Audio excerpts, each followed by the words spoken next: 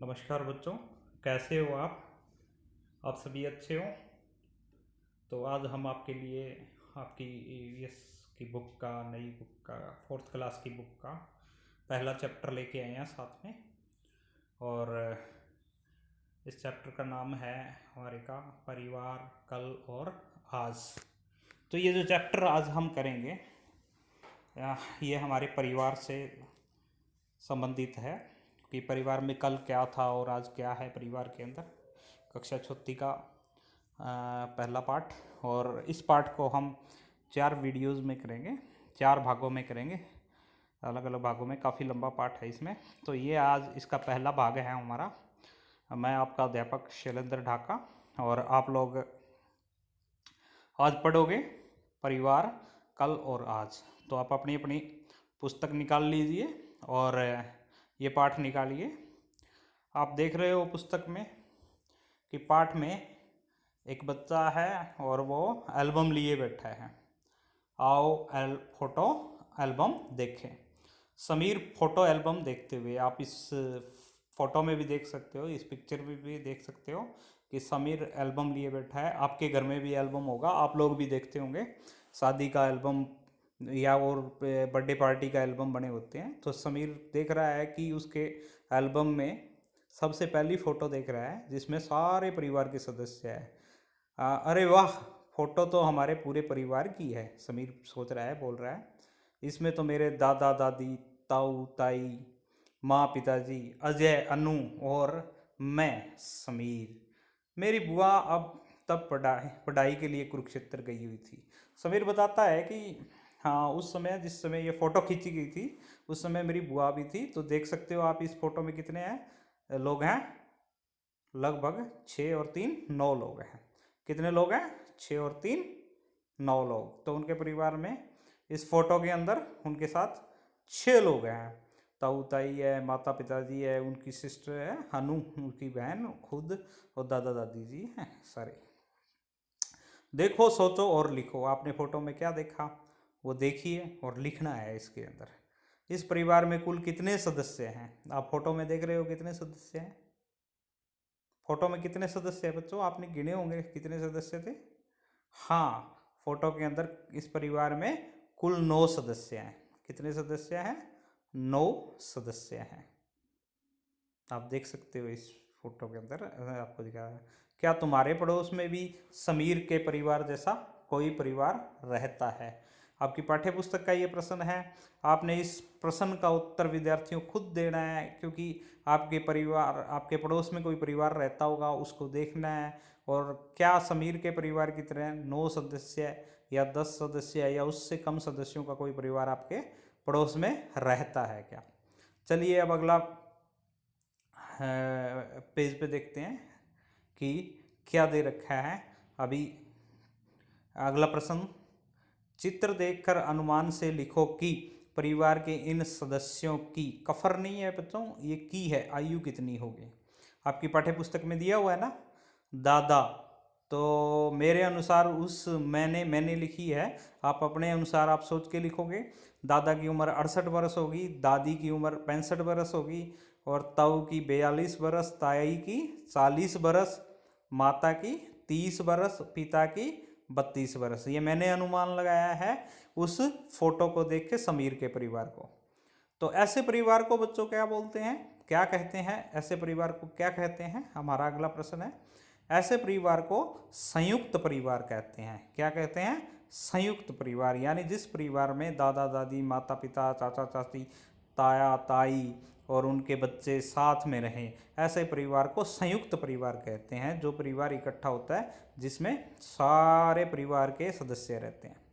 अगले हम देख सकते हैं चाचा की शादी। समीर फोटो देख रहा है चाचा की शादी की और सोच रहा है, वो देख रहा है कि चाचा के शादी की समय की, ये देखो शादी की फ़ोटो है उनके चाचा की, उनके चाचा जी है, चाची है, और एक बुजुर्ग उनको आशीर्वाद दे रहा है। आप भी ऐसी शादी में देखते होंगे। यह फ़ोटो तो तब की है, समीर सोच रहा है, यह फ़ोटो तो तब की है जब मेरे चाचा की शादी हुई थी। कितना मज़ा आया था। आपको भी शादी में मज़ा आता होगा। आपके चाचा की, भाई की, मामा की शादी में आप लोग गए होंगे, आपने देखा होगा आपकी बहन की शादी में, तो शादियों में इस तरह से फ़ोटो खिंचाते हैं। तो समीर को अपने चाचा की शादी में बहुत मज़ा आया था और समीर उस फोटो को देख के बड़ा खुश हो रहा है। सोचो और लिखो। अब बच्चों सोचो और लिखो कि समीर के चाचा की शादी के बाद घर में जो नया सदस्य आया, समीर उसे कहकर क्या बुलाएगा। जैसे समीर के चाचा ने शादी की, जो नया सदस्य आया उसे समीर क्या कहकर बुलाएगा। आप क्या कहकर बुलाते हो जिससे आपके चाचा की शादी हुई है? हाँ, चाची। क्या कहते हैं हम उन्हें? चाची। तो समीर के चाचा की जिसके साथ शादी हुई थी उसे समीर क्या कहकर बुलाएगा? चाची।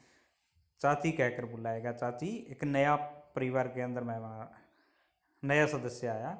अगर समीर की बुआ की शादी हो गई होती तो परिवार के सदस्यों की संख्या में क्या परिवर्तन आता? तो परिवार का एक सदस्य कम हो जाता, यानी बुआ उसकी शादी होके वहाँ से चली जाती। अगर चाची आई है तो एक सदस्य बढ़ गया, और बुआ दूसरे घर चली जाती तो एक सदस्य क्या हो जाता? कम हो जाता। तो परिवार का एक सदस्य कम हो जाना था। अब अगले पेज पे चलते हैं। पता करो। अब देखिए क्या पता करना है। पता करो में हम लोग अपने आस पड़ोस में इसी तरह के परिवार या खुद के परिवार में कुछ बातें जानेंगे। अपनी दादी माँ व चाची से पता करो कि शादी से पहले वह कहाँ रहती थी। आपने बच्चों खुद अपनी दादी से, अपनी मम्मी से, अपने चाची से पूछना है कि उससे पहले, शादी से पहले, जहाँ आपके घर में आने से पहले वो कहाँ रहती थी। तो आमतौर पे हम देखते हैं कि चाची दादी माँ कहाँ रहती थी शादी से पहले, वे सब अपने माँ बाप के घर रहती थी। यानी जैसे आपकी मम्मी है तो शादी से पहले, यहाँ आने से पहले वो अपने मम्मी पापा के घर रहती थी। शादी के बाद दादा दादी के घर, माँ तथा चाची पिताजी के और चाचा जी के साथ। शादी के बाद में दादी है जो दादाजी के घर आ गई, और माता जी है वो पिताजी, और चाची जी चाचा के घर आ गई, घर में रहती है। उनसे पूछकर उनके पुराने घरों के पते लिखो। आपने पूछना है अपनी माता जी से, अपनी चाची जी से, ताई जी से और अपनी दादी जी से। उनसे पूछकर लिखना है कि पहले वो कहाँ रहते थे और कि उनके पते लिखने हैं। जैसे आपके ननिहाल हो गया, आपकी चाची के गांव हो गया, उन सभी गांवों के पते उनके एड्रेस हैं जो आपने इस कार्य पुस्तिका में लिखने हैं। अब चलते हैं आगे। सोचो और लिखो। सोचो और लिखो। तो बच्चों तुम किसी शादी में तो गए ही होगे। आप सभी लोग कभी ना कभी किसी की शादी में गए होंगे। दूल्हा दुल्हन ने कैसे कपड़े पहन रखे थे बताइए। आपने बताइए, शादी में गए हो, दुल्हन और दूल्हे के कपड़े कैसे होते हैं। हाँ, आजकल आमतौर पे दूल्हे और दुल्हन के कपड़े होते हैं। दूल्हे ने शेरवानी तथा दुल्हन ने बहुत ही सुंदर लहंगा पहन। तो बच्चों दूल्हा दुल्हन ने शेरवानी और दुल्हन ने लहंगा पहन रखा था। आजकल आमतौर पे यही पहनते हैं, आप जैसा कि देखते ही हो। और भी कपड़े पहनते हैं, जैसे कोई सूट बूट भी पहनते हैं, या फिर साड़ी भी पहन लेती है दुल्हन। आप शादी में जाते हो, आपने देखा होगा। शादी में तुमने क्या क्या देखा? आपने शादी में क्या, आप जब शादी में या विवाह में जाते हो तो क्या क्या देखते हो, कौन कौन सी चीज़ें देखते हो? शादी में सभी लोग नाच रहे थे, सभी ने साफ सुथरे कपड़े पहने हुए थे, बहुत सारी मिठाइयाँ थी, सभी एक दूसरे के गले मिल रहे थे। ऐसा होता है शादी में। शादी में बहुत सारे लोग होते हैं, वो सभी लोग नाच रहे होते हैं, सभी ने साफ सुथरी कपड़े पहने हुए थे, बहुत सारी मिठाइयाँ भी थी, सभी एक दूसरे के गले मिल रहे थे। तो ये सारे प्रश्न आपने अपनी कार्य पुस्तिका में लिखने हैं, इनको याद करना है। हमारा पहला भाग यहीं समाप्त होता है। अगले भाग में हम इससे आगे करेंगे। तो बच्चों आपको थैंक यू।